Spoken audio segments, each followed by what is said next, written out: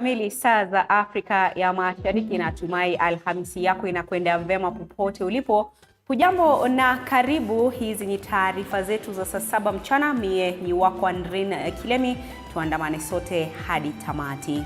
Rais William Ruto hii leo ameandaa mazungumzo na Waziri Mkuu wa Singapore Lee Loong katika ikulu jijini Nairobi. Mazungumzo hayo yakitarajiwa kuzidisha ushirikiano baina ya nchi hizo mbili, haswa katika sekta ya biashara. Tuvuke moja kwa moja tusikilize yepi yanajiri. Including raising the capacity of micro, small and medium enterprises to make them much more efficient and incorporate them into the formal economy.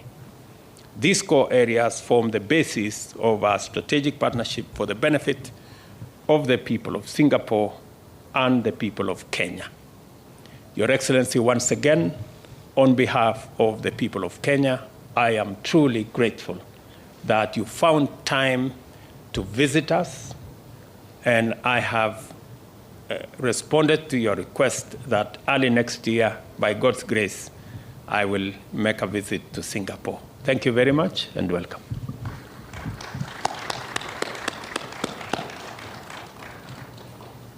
President William Ruto, ladies and gentlemen, good afternoon to everybody. Good afternoon. I thank President Ruto for his warm hospitality and his warm words. This is my first official visit to Kenya, and I'm delighted to be here today. Despite being geographically quite distant, Singapore and Kenya have similar outlooks. Our peoples share similar aspirations, such as inclusive growth, a high standard of living, ethnic and religious harmony, and good housing, healthcare, education. We share similar views on the challenges faced by the global South. We both worry about growing geopolitical tensions, rising protectionism, threats to the multilateral trading system, inflation, pandemics, and climate change. We agreed that it was important that countries continue to work towards building linkages in the digital economy, cooperating on food, energy security, and sustainable development. The President and I reaffirmed the warm and long-standing relations between Singapore and Kenya. 2 years ago, we celebrated our 30th anniversary of diplomatic relations, and our two countries cooperate and exchange experiences in areas such as governance, public service administration, urban planning, and livable cities. Our economic cooperation has been growing. Kenya is one of Singapore's important trading partners in sub-Saharan Africa. Despite COVID, bilateral trade in 2021 increased by almost a quarter year on year. Several Singapore companies are operating in Kenya in a variety of sectors: shipping, logistics and port management systems, agribusiness, hospitality and fintech solutions, amongst others. A delegation of Singapore companies is in Nairobi. They came with me to pursue opportunities for investments and partnerships with Kenyan companies. Our two countries also collaborate well in multilateral fora. President Ruto and I reaffirmed our shared commitment to multilateralism and a rules-based global order. Singapore and Kenya agreed to continue our cooperation at the UN and other multilateral co-organizations, and to cooperate on UN reform to enhance its effectiveness. We discussed new areas of cooperation, first on information and communication technologies. We just signed an MOU in this area, which will allow both sides to exchange best practices and knowledge in ICT and promote talent development and innovations. The MOU will also facilitate and strengthen strategic cooperation in cybersecurity. Secondly, on climate change, we signed an MOU in carbon credits collaboration under Article 6 of the Paris Agreement, and this will encourage, develop, and facilitate collaborative carbon credit projects of mutual interest. International collaboration, such as this agreement between Singapore and Kenya, is critical to promoting global climate action to achieve the goals of the Paris Agreement. Third, on human capital development. Both our countries place heavy emphasis on nurturing talent. The MOU on skills development will encourage closer technical cooperation between both countries in areas such as leadership and governance, education, and digitalization. And this will take place through knowledge exchange, capacity building courses, and other cooperation. There is great potential to expand our bilateral cooperation. Kenya's strategic location serves as a gateway for Singapore companies into East Africa. Likewise, Singapore can serve as a gateway for Kenyan companies into Southeast Asia. I welcome the ratification of the Bilateral Investment Treaty and the President's commitment to settle the avoidance of the double taxation agreement between our two countries as soon as possible. These moves send a strong positive signal to businesses and provide clarity and assurance on the cross-border transactions and investment. I look forward to working with President Ruto and his government to bring our bilateral relations to even greater heights.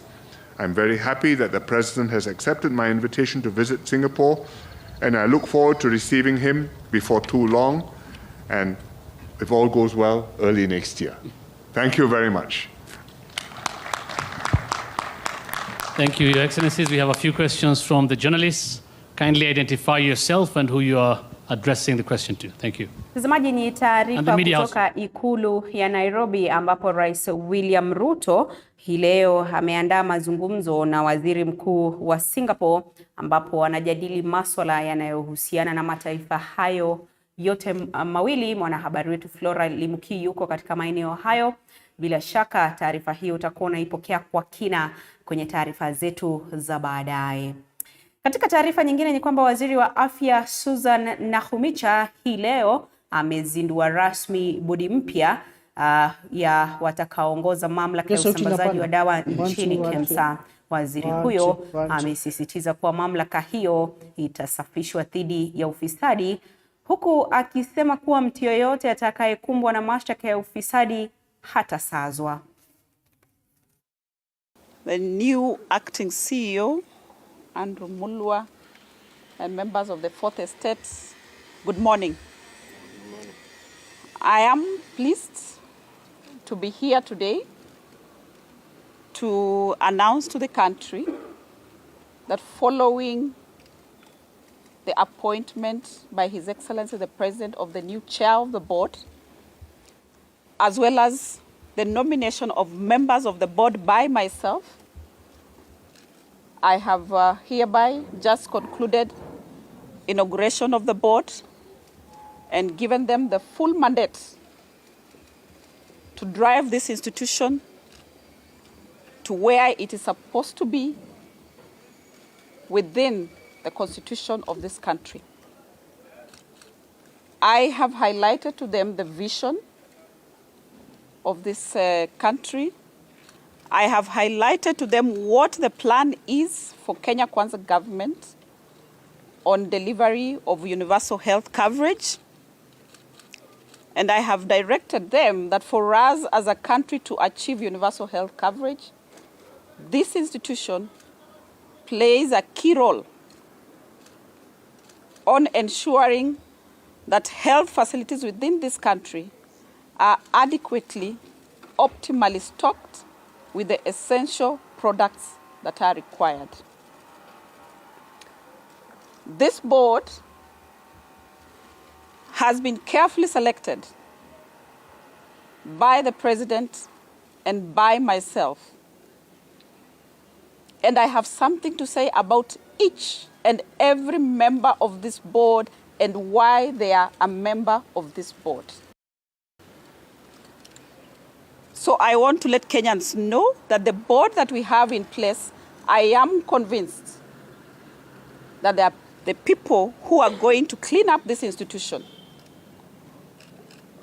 and ensure that it delivers on its mandate, to ensure that we have health products and technologies, that Kenyans can access medical commodities at their facilities, at the most affordable price and whenever it is required.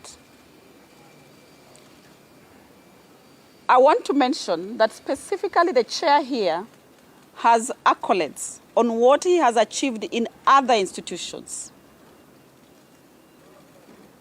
And him and I, we have one thing in common, that we both are members of the academy of the most ni kwamba influential... hali ya masomo katika kaunti ya West Pokot inazidi kutatizika, huku baadhi ya shule zikikumbana na ukosefu wa maji, miundombinu pamoja na utumizi wa dawa za kulevya kutoka kwa jamii zinazoishi karibu na shule hizi, huku wanafunzi wakisalia waathiriwa. Na kama anavyoarifu mwandishi wetu wa kaunti hiyo Andrew Juma, walimu wakuu wa shule hizo wameitaka serikali kuingilia kati na kuboresha viwango vya masomo. Kaunti ya West Pokot inazidi kujizatiti katika kufaulisha elimu kwa wanafunzi licha ya changamoto mbalimbali kama ukosefu wa maji, chakula au hata sodo kwa wanafunzi wa kike katika shule mbalimbali.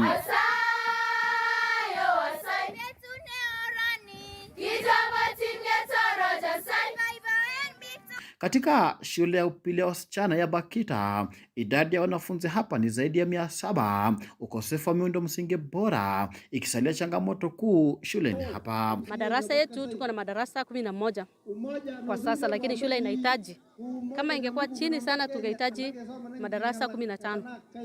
So unapata watoto wengine wanasoma chini ya mti, huwa tunasoma chini ya mti. Na kama shule tumenunua hata ile boards, white boards, tunapeleka nje, portable ones, tunaenda kuwafunza chini ya mti. Kwa hivyo unaona ni changamoto kwa sisi. Wakati wa mvua itakuwa ni vigumu, wakati wa upepo mwingi inakuwa ni ngumu, na hata wao kuweza concentrate katika masomo yao. Msimu wa kiangazi, mabomba haya ya maji hukauka na hata shughuli za masomo kukwama kutokana na jitihada za usakaji wa maji. Tulikuwa na borehole moja ambayo tulikuwa tunatumia pamoja na primary yetu hapa. Tuko na neighbor wetu primary na pia jamii hapa. Hata kwa sasa tuko na conflict kubwa. Hata kwa sasa hivi tukikaa, sijui kama mlipitia gates zile, wamama huwa wanakuja kuchota maji pale. Imekuwa ni crisis. Hata wao pia hawana maji sababu wakati wa maji ni mbaya, wakati ya kiangazi hakuna maji, ni mbali. Kwa hivyo hapa maji ni shida. Saa 9 hata hakuna maji ya kukunywa. Sometimes ninaenda kununua maji town, nachukua pikipiki na majericans ya kuja kuweka kwa drum ili waweze matron na control wapate at least ya kukunywa. Hatua chache kutoka hapa tunafika kwenye shule ya upili ya Holy Cross, shule iliyoko kwenye hatari kutoka kwa utumizi wa mihadarati unaoendeshwa na jamii zinazoishi kando ya shule hii, huku mwalimu mkuu akitusimulia hali hii inavyozidi kumwathiri. Tumeweka kabisa ulinzi wa mkali na pia mambo ya counseling. Tunafanya counseling sana, tunaalika wale professional counselors wakuje waongeleshe wanafunzi wetu, hata wale medical practitioners kutoka hapa sub-county referral hospital yetu ya Kacheliba. Huwa tunawaleta karibu mara 2 kwa term, kabla, katikati ya term na wakati tunafunga. So tumechukua mikakati kabisa. So kuna club ya mambo ya drugs and substance abuse ambaye ina fight against. Mkurugenzi wa elimu katika kaunti ya Pokot Magharibi, hata hivyo, anashikilia kwamba afisi yake ipo mbioni kuboresha masomo kwa hali na mali. Tumelizungumzia katika warsha kadhaa ambazo tumekuwa nazo hapa West Pokot, kwa sababu kuna mashirika yasiyo ya kiserikali mengi ambayo yako katika kaunti hii, na mara kwa mara huwa wanaandaa mikutano ambapo tunajadili mambo haya, na tumeelezea, nafikiria jambo hili limeelezewa Ministry ya Interior, County Commissioner anajua jambo hili. Ukosefu wa miundo msingi bora ikiwemo maji ni miongoni mwa changamoto ambazo zinaathiri wanafunzi wanaotoka maeneo haya ya Kacheliba, huku baadhi ya walimu wakitaka serikali za kaunti na hata ya kitaifa kuingilia kati ili kuboresha viwango vya masomo. Andrew Juma, TV47, kaunti ya Pokot Magharibi. Asante sana Andrew Juma. Kutoka Pokot Magharibi tuelekee hadi katika kaunti ya Makueni ambapo washikadau tofauti katika kaunti hiyo wanaojihusisha na afya ya umma wamekongamana kuweka mikakati kabambe ili kusaidia idadi kubwa ya wakazi wa kaunti ya Makueni kuendelea kupata chanjo ya COVID-19. Kongamano hilo linaloleta pamoja kaunti ya Makueni, mashirika mengine yasiyokuwa ya serikali na serikali kuu, linalenga kuongeza imani ya wananchi kuhusiana na chanjo hii ambayo inaepukwa katika baadhi ya maeneo ya kaunti ya Makueni. Tunaungana naye mwanahabari wetu Philip Ngumu kwa mengi zaidi. Philip.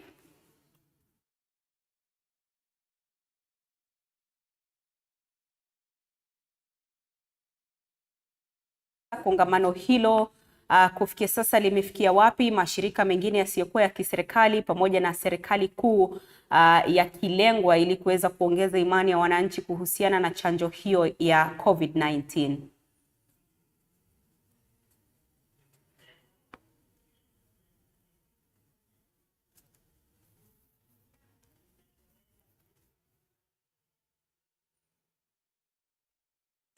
Naam, mtazamaji, inaelezwa kwamba tumempoteza mwanahabari huyo wetu Philip Ngumu kutoka kaunti ya Makueni, lakini muda mfupi kutoka sasa atakapokuwa tunaungana naye tena, bila shaka tutakuwa tunakuletea taarifa hiyo kuhusiana na chanjo ya COVID-19 na ambako kongamano linafanyika katika kaunti hiyo ili kutoa hamasisho kuhusiana na chanjo ya COVID-19. Lakini katika masuala ya elimu sasa ni kwamba mwenyekiti wa kamati ya elimu katika bunge la kaunti ya Elgeyo Marakwet, ambaye pia ni mwenyekiti wa muungano wa shule za kibinafsi, Christopher Cheboboch, anasema kuwa mtaala wa CBC haujatekelezwa kikamilifu katika kaunti hiyo, na kwa sasa tunaungana naye Fabian Kibet kwa mengi zaidi.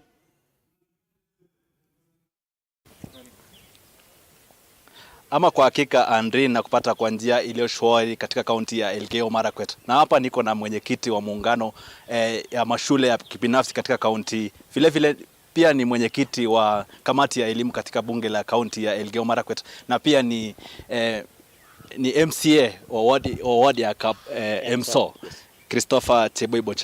Mheshimiwa, tunatathmini hili swala linalohusiana na CBC. Pengine utupe taswira kamili. CBC imetekelezwa kikamilifu katika kaunti? CBC haijatekelezwa kikamilifu, la hasha. Na kusema ukweli, CBC haiendi kulingana na ile mpangilio walikuwa wamesema mbeleni. Na jana mlisikia wazazi kutoka shule moja walifunga shule yao.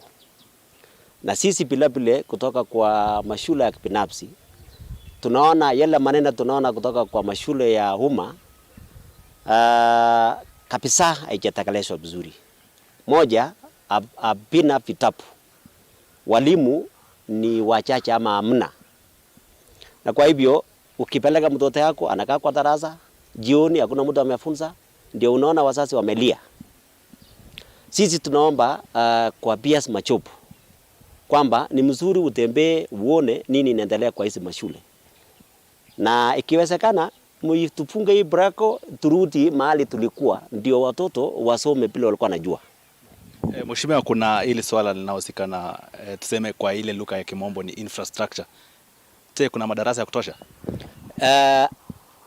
Ukienda kuona shule ya umma, ukienda kama wati yangu huko, labda suni yangu, walichenga tu madarasa ya mashule 3 ama 4.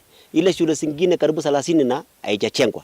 Na kwa hivyo wamewachilia watoto wengi na wanafuatilia tu hii mashule chache sana. Na kwa hivyo haina manufaa hata kidogo. Swali lingine mheshimiwa ni CBC na 844. Wewe unafadhilisha gani? Mimi kama mkaaji na nilisomea 844 na nimeona hii CBC ingekuwa mzuri, lakini waliharikisha. Lakini sasa bila wao kufuata ile mwenendo inatakikana, ni heri irudi kwa 844. Ndio tukue na ile mpangilio tulikuwa nayo. Sasa tunasikia mambo ya university pia wameweka levy juu, wazazi pia wataumia, na kwa hivyo uchumi kuelekea kwa elimu imekuwa chungu. Henry Kilemi, wacha nimuulize mheshimiwa swali la tukielekea kumaliza mheshimiwa. Kuna hili swala la kinaitwaje, pendekezo lako kwa serikali kuhusiana na hili swala la CBC ni gani? Pendekezo langu kwa serikali kwamba waifuatilie yale walikuwa wamesema, na kama itakuwa ngumu ifungwe hii mambo ya CBC irudi kwa 844 system, ndio ikue rahisi kuendesha serikali kwa upande wa elimu. Swali la mwisho mheshimiwa, kuna hili swala la wanafunzi walifanya mtihani wao mula uliopita wa TSS. Je, ulishuhudia udanganyifu ikilinganishwa na ile ya 844? Mimi sikushuhudia na sikusikia pia kwa hii Keyo Note mahali mimi niko. Na kama ilisemekana ilikuwa kwa mahali pengine sina uhakika, lakini mimi sikushuhudia. Yes. Shukran sana. Andrin, hiyo ndio kauli ya mheshimiwa Cheboiboch ambayo imekinzana na ile kauli ya mwenyekiti wa muungano wa walimu wakuu katika kaunti. Kutoka kwangu sina la ziada, na rekesha kwako. Jina langu ni Fabian Kibet.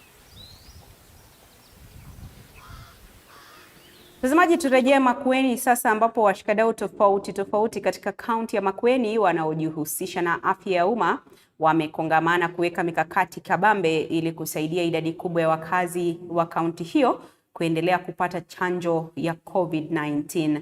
Kongamano hilo linalowaleta pamoja kaunti ya Makueni, mashirika mengine yasiyokuwa ya serikali pamoja na serikali kuu, inalenga kuongeza imani ya wananchi kuhusiana na chanjo hii ambayo inaepukwa katika baadhi ya maeneo ya kaunti ya Makueni. Philip Ngumu, natumai sasa unanipata habari za sasa. Hali ikoje katika kaunti hiyo ya Makueni na ni yapi ambayo yamejadiliwa kwenye kongamano hilo la chanjo ya COVID-19?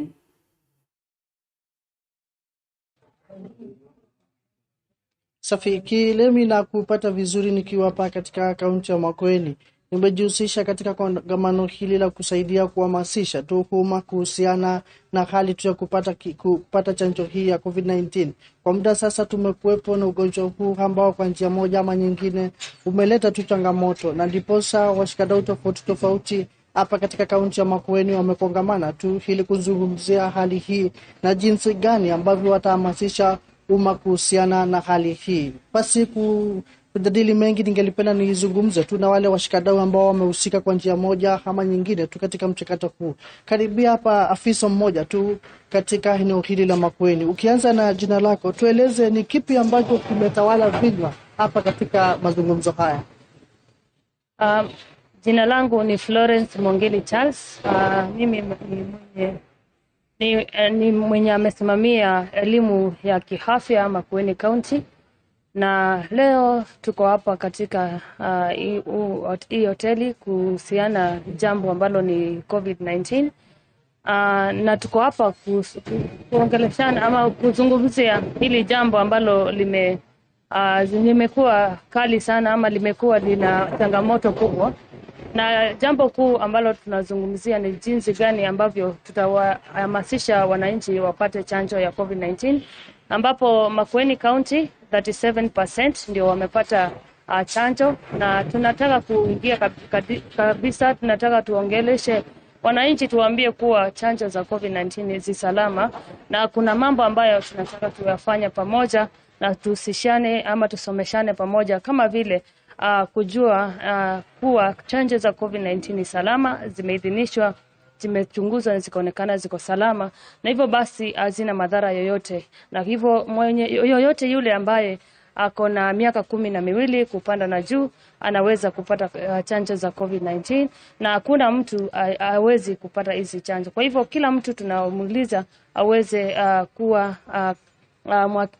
aweze kujiangalia kiafya. Na unajua ya kwamba Ministry of Health has declared that it's not a threat, that COVID-19 is not a threat, but we are saying that as much as it's not a threat, it's a threat to yourself, it's a threat to your health, and we want to encourage each and everyone aweze kupata hizi chanjo. Each and everyone who is eligible, 12 years and above, anaweza kupata chanjo, ndiposa aweze kujizuia na azuie yule mwingine na azuie jamii yake na community at large. Labda kwa kumalizia tuzungumze na afisa huyu ambaye vile amefika tu katika kikao hiki. Tueleze dhana yako nzima tu kuhusiana na hili, alafu tueleze mnahusisha kina nani katika mchakato huu. Asante sana. Majina yangu ni Kasim Lupao, nafanya na shirika la Pan Africa ya Kenya kama mtaalamu wa afya na lishe bora. Katika mchakato huu tumeweza kuungana na washikadau mbalimbali ili kuweza kupiga jeki juhudi za Wizara ya Afya kuhakikisha ya kwamba katika kaunti ya Makueni watu wamepewa chanjo ya COVID-19. Na tunaona ya kwamba ni asilimia ndogo ya watu ambao wamepata hii chanjo, asilimia 37. Na pia kuna wale ambao wamepata chanjo ya kwanza na hawajarudi kwa zile chanjo zingine, na pia ile tunaita booster. Na tunawahimiza waweze kujia hizo chanjo ambazo zimebaki.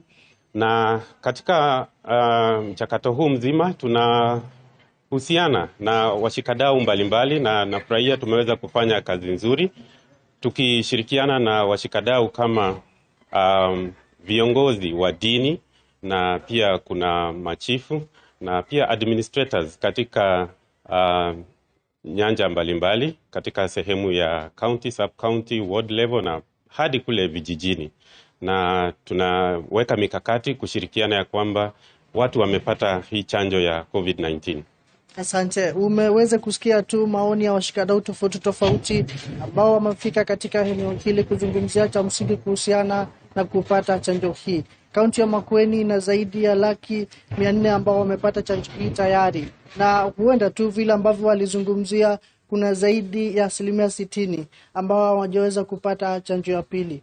Na ni hali ambayo itazidi tu kuleta msukumo kwa washikadau kuhakikisha wale ambao hawajaweza kupata wameweza kupata chanjo hii. Kutoka hapa Makueni nitakoma hapo kwa sasa. Mimi ni Philip Ngumu, kwako Kilemi.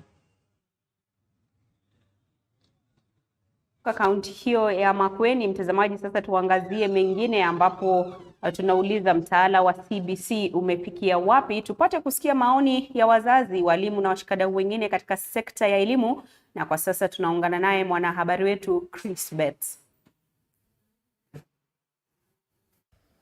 Asante sana, kweli kabisa. Nipo kaunti ya Nandi ulivyosema, leo tukitupia jicho swala la sekondari msingi, ukipenda JSS, na leo ninaye katibu wa walimu hapa kaunti ya Nandi, Bernard Mayo, ambaye ataweza kutusaidia kuchanganua hali ama kuangalia hali ya miundo msingi na vile vile hali ya masomo ya JSS kaunti ya Nandi. Karibia tu anza na utuelezee, je, hali ya elimu ya JSS kaunti ya Nandi ikoje kufikia sasa? Asante sana. Nandi, upande wa JSS katika eneo letu la Nandi, nataka sema tumeanza, sio mbaya sana, lakini tumeanza. Challenge ya kwanza ambayo tunaona ni yale vitabu ambazo zinatumika katika kufunza. Yale ambayo zimeletwa kwa saizi ni chache. Principals ambao wako kwa hiyo mashule wakati hawajapata yale vitabu yote. Tungeomba wizara itumane haya vitabu kwa sababu wanangojea nini, na already they know the program is supposed to be implemented. Number 2, walimu ambao wametumwa pale ni 2, labda 3, na kuna zile subjects mwalimu mmoja hawezi funza all the subjects. Imagine umepewa wewe hujawahi soma kuhusu arts, na wewe labda ulifanya sciences, ama wewe ulifanya literature na unatakana ufunze sciences. So hiyo challenge walimu wote wapeanwe kulingana na vile pendekezo la wizara ama ministry imependekeza.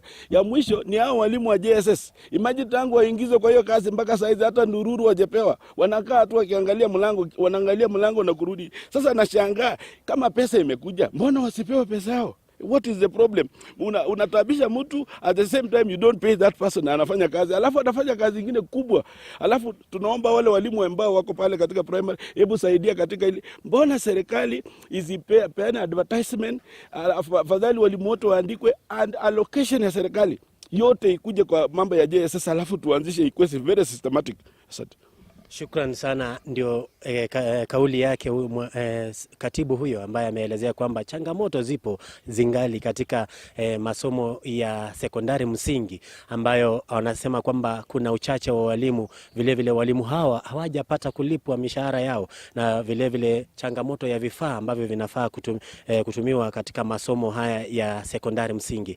Ni hayo tu kwa sasa kutoka kaunti ya Nandi. Mie ni Chris Bet. Zimekatika dakika 29 baada ya saa 7 mchana saa za Afrika ya Mashariki. Mtazamaji, tunaelekea madukani, lakini salia papo hapo. Tukirejea tunarejea na taarifa zaidi.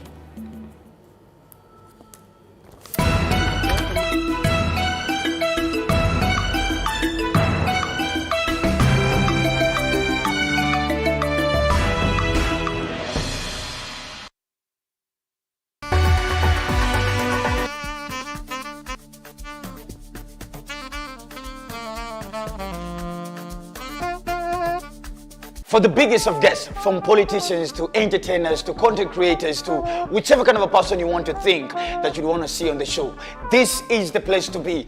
Dr. Funike tonight. Each and every Wednesday. My name is DJ Lizni, not your ordinary DJ. And of course, they call me the Eagle himself. Your host, Dr. Funike, is my name. Of course, every Wednesday at 7:30. See you then. Don't touch. Make sure to join us. Tell your landlord as well. Jua unalipia wa parent. Sikose.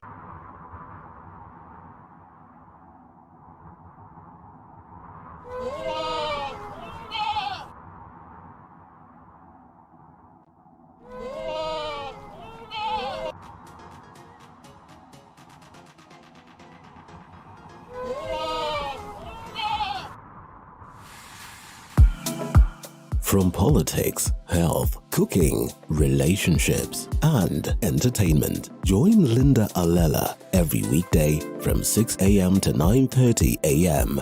only on Morning Cafe.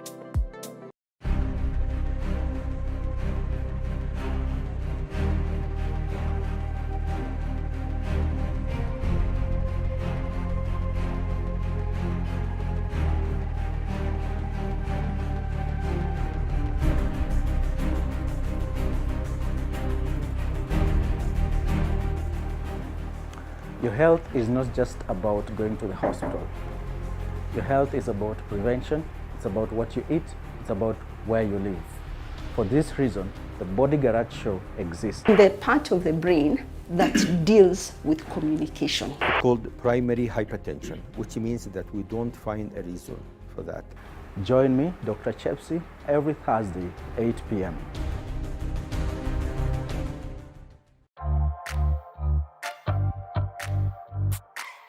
Hello and welcome to yet another edition of Beyond the Limit. We have not even scratched the surface when it comes to knowledge about disability. Mwaka mmoja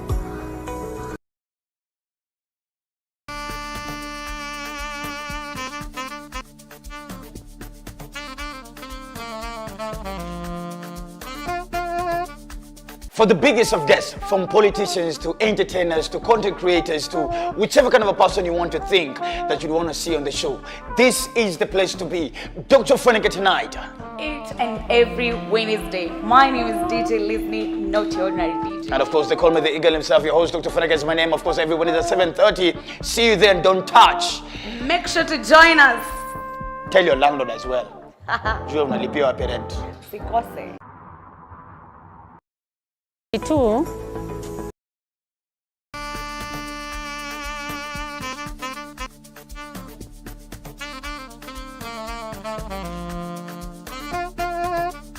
For the biggest of guests, from politicians to entertainers to content creators to whichever kind of a person you want to think that you'd want to see on the show, this is the place to be. Dr. Funike tonight. Each and every Wednesday. My name is DJ Lizni, not your ordinary DJ. And of course, they call me the Eagle himself. Your host, Dr. Funike, is my name. Of course. kwa insurance ya NHIF maanake inasaidia sana.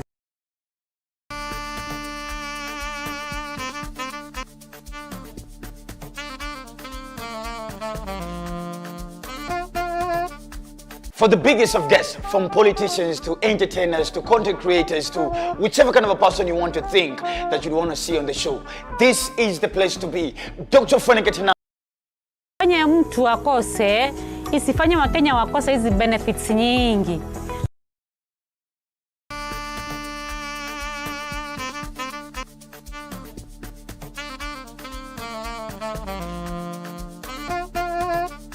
For the biggest of guests, from politicians to entertainers to content creators to whichever kind of a person you want to think that you'd want to see on the show, this is the place to be. Dr. Fenike tonight. Each and every Wednesday. My name is DJ Listening, not your ordinary DJ. And of course, they call me the eagle himself. Your host, Dr. Fenike, is my name. Of course, every Wednesday at 7:30. See you then. Don't touch.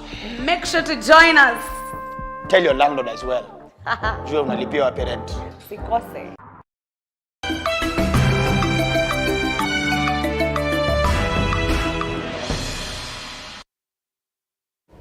Karibu tena mtazamaji, nizidi kukutaarifu. Idadi ya punda huenda ikapungua zaidi katika kaunti ya Turkana kutokana na biashara haramu ya ngozi ya punda inayoendeshwa na raia kutoka Uchina.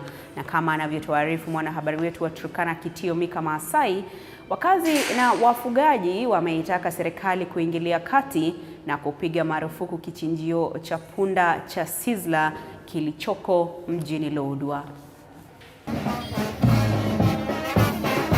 Katika maadhimisho ya siku ya mnyama punda iliyofanyika mjini Lodwar, wengi walifika hapa kumkumbuka mnyama huyu kipenzi ambaye amekuwa wa manufaa kwa jamii ya Turkana. Inatumika kama dawa. Punda pia ni chakula. Punda ni mnyama ambaye ustamili ukame. Mtu akipatikana anachapa punda ovyo ovyo vibaya na astakiwe.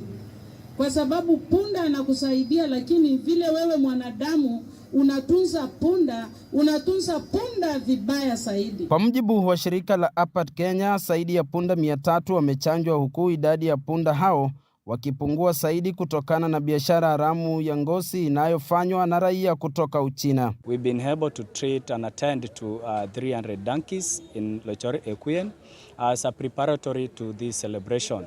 Donkeys are very important animals in Turkana, especially migratory communities like ours here in Turkana. Katika soko ile ya vichochoro, punda inauzwa bei duni.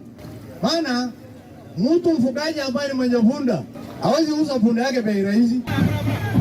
Wakazi wa kaunti hii wameitaka serikali kuingilia kati na kuipiga marufuku kichinjio cha punda cha Sizzla kinachomilikiwa na raia wa China, wakisema imechangia pakubwa katika kupotea kwa punda kaunti hii licha ya mahakama kuamuru kufungwa kwa kichinjio hicho. Lakini wale watu wanapelekea Chinese punda ni wezi. Cartels wale Chinese wamewapatia pesa usiku na kuhakikisha kwamba wameenda kuiba punda ya watu na kuchinja msituni na kuleta ngozi kwa factory usiku. Hii factory ambayo inaoperate kutoka Lodwar si mzuri, ni ya kutuangamiza. Punda unapochinja, kuna style ya kuchinja. Ile ya kutoa ngozi mpaka mazikio, mapua, mpaka kichwa. Hiyo ni ya Chinese, sio Turkana. Licha ya wakazi pamoja na wafugaji kuadhimisha siku hii ya punda kwenye kaunti hii ya Turkana, punda wengi bado wanapotea kutokana na biashara haramu ya ngozi inayoendelea kwenye kaunti hii ya Turkana. Kitio Mika, TV47 kutoka Lodwar, kaunti ya Turkana. Na mtazamaji, kutoka Turkana sasa tuelekee Garissa, ambapo wajumbe wa bunge la kaunti ya Garissa wamesimamisha shughuli zao za bunge la kaunti hiyo hadi Julai, huku wakidai kuungana na wenzao kote nchini kushinikiza malipo bora, kwani wanakosa uhuru wa kifedha licha ya kuwa kitengo cha serikali za kaunti. Kulingana na Bwana Abdi Rashid, mabunge ya kaunti hayajitegemei kifedha na hivyo ni vigumu kutekeleza majukumu yao. Wabunge hao wanalalamika kuwa ukosefu wa uhuru wa kifedha unawaacha na changamoto. Gathered before you here today is the honorable members of Garissa County Assembly who in support and in solidarity and in tandem and in agreement with the rest of the 47 county assemblies in the Republic, where the directives were given by the honorable members in the MCS conventions 3rd May 2003 where we had list of demands we've just shared with you, the physical documents, that we have given an ultimatum of 14 days, of which we shall all abandon and boycott the assemblies.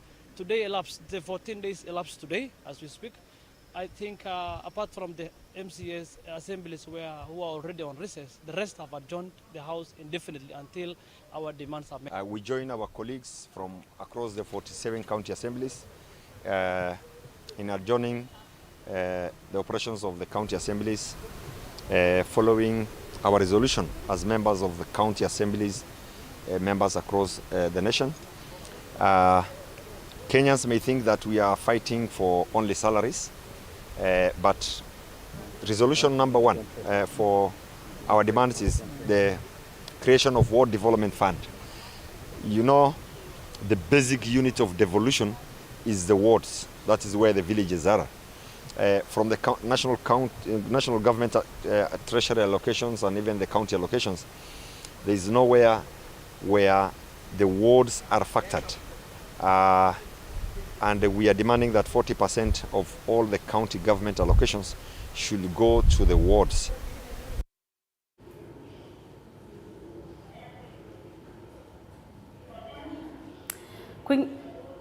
Kwingineko ni kwamba serikali ya kitaifa imekubali kupeleka vifaa na wafanyakazi kukarabati ziwa Kanyaboli ambalo lilipasuka Jumapili na kusababisha mafuriko makubwa kwenye kaunti za Siaya na Busia.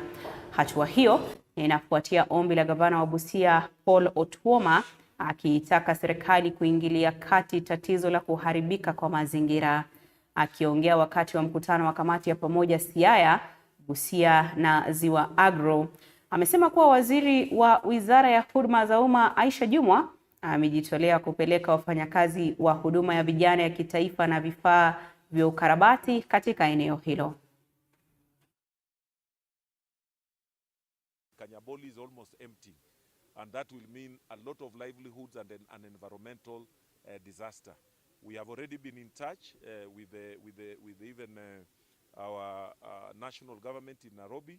I've just talked to Waziri Jumwa, and they are sending in the NYS equipment to come and help us. And I'm sure they're also escalating it through the various government agencies and other will be coming on board. So we have agreed, both the Busia County government and the Siaya County government, on what we can do ourselves for immediate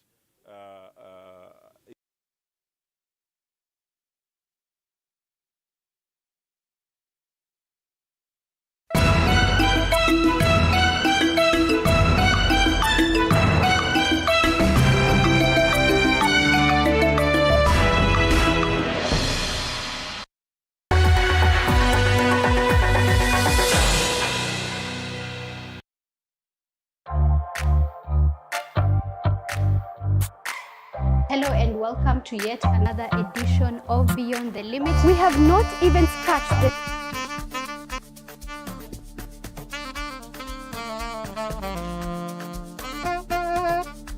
For the biggest of guests, from politicians to entertainers to content creators to whichever kind of a person you want to think that you'd want to see on the show, this is the place to be.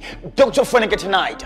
Each and every Wednesday. My name is DJ Lisney, not your ordinary DJ. And of course, they call me the eagle himself. Your host, Dr. Feneke, is my name. Of course, every Wednesday at 7:30. See you there and don't touch. Make sure to join us. Tell your landlord as well. Jua unalipia wapi rent. Sikose.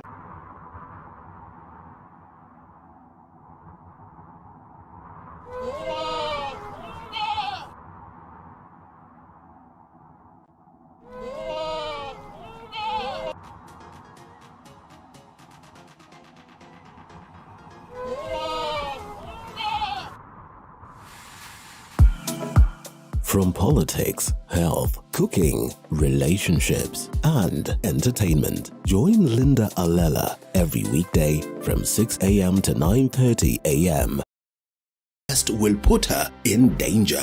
Natalia does not care about the warning and travels anyway. There, she discovers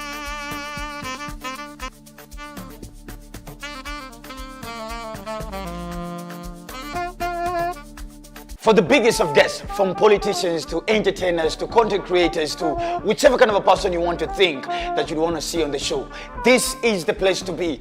Dr. Feneke tonight. Each and every Wednesday. My name is DJ Lisney, not your ordinary DJ. And of course, they call me the eagle himself. Your host, Dr. Feneke, is my name. Of course, every Wednesday at 7:30. See you there and don't touch. Make sure to join us. Tell your landlord as well. Jua unalipia wa parent. Sikose.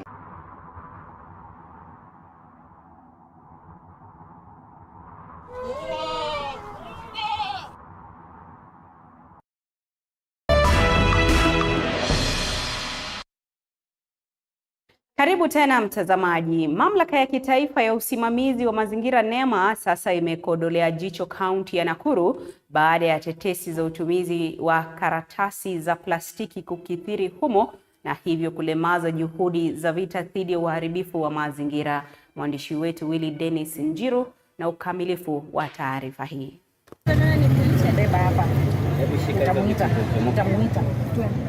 Ndivyo hali ilivyokuwa kwa wale waliojipata pabaya katika msako ulioendeshwa na mamlaka ya kitaifa ya kusimamia mazingira NEMA katika maeneo tofauti ya kaunti ya Nakuru, ikilenga utumizi wa makaratasi ya plastiki, huku watu kadhaa wakitiwa mbaroni. Kila mtu Kenya, hata wewe mwenye unanunua nyanya kwa hiyo karatasi, tafadhali wacha kutumia hiyo karatasi, wacha kukubali kuwekewa nyanya kwa hiyo karatasi, kwa sababu tukikupata nayo wewe ndio utakuwa na hatia. Hatua hii inafuatia lalama za ongezeko la matumizi ya makaratasi ya plastiki kaunti hii, huku maduka ya upakiaji wa mikate, bidhaa za pembejeo na soko zikilengwa pakubwa. Tumeona ya kwamba kwa soko na tumepata wamama pia bado wanatumia hiyo makaratasi, na kuna bakeries nyingi sana wanatumia.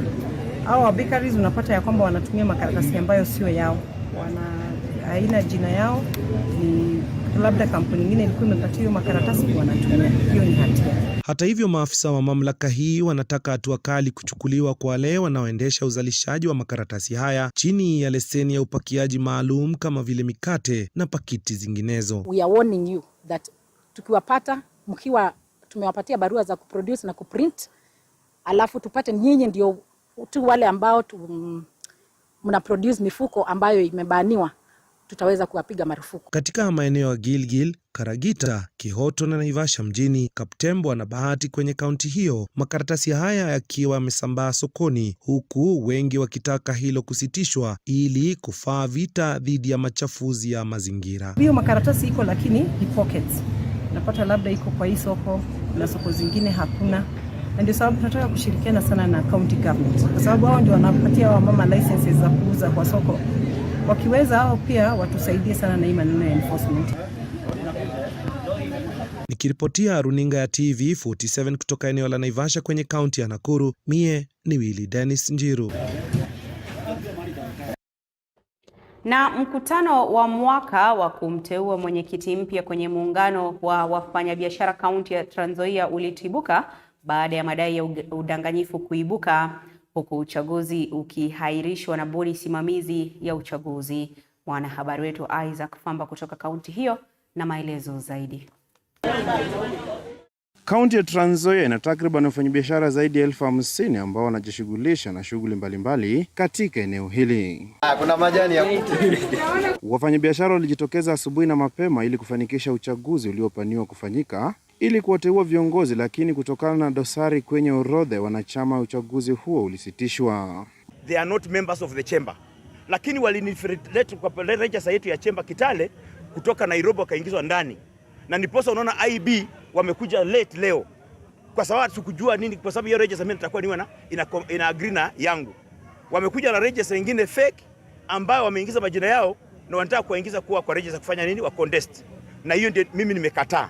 Mwenyekiti anayeondoka wa muungano huo Martin Waliaula amekariri kubainika kwa njama ya baadhi ya watu ambao anasema wapo na nia kutilafiana na uongozi wa muungano huo. Na mimi hao viongozi ambao wako hapa walitangaza kila kitu. In fact, hata wale wengine sina shida nao, lakini shida ambayo nimekuwa nayo kisheria, kwa sababu lazima tulinde sheria. Hawakukuwa member wa chama na mimi ndio nimefanya recruitment hapa, na mimi ndio nilipeleka register Nairobi. In fact, nikifanya mchezo group hiyo ingine tena itanilaumu mimi Saidi. Itasema mbona uruhusu watu wengine ambao hawajakuwa members na waingize ndani. I have no interest at all. In fact, I am the retiring chairman Baadhi ya waniaji pia wamekerwa na hatua hiyo na kusema huenda ikawa pigo kwa wafanyabiashara eneo hili ambao walikuwa tayari kuwachagua viongozi wao. Siku ya leo ndio tumejua ukweli mbivu na mbichi.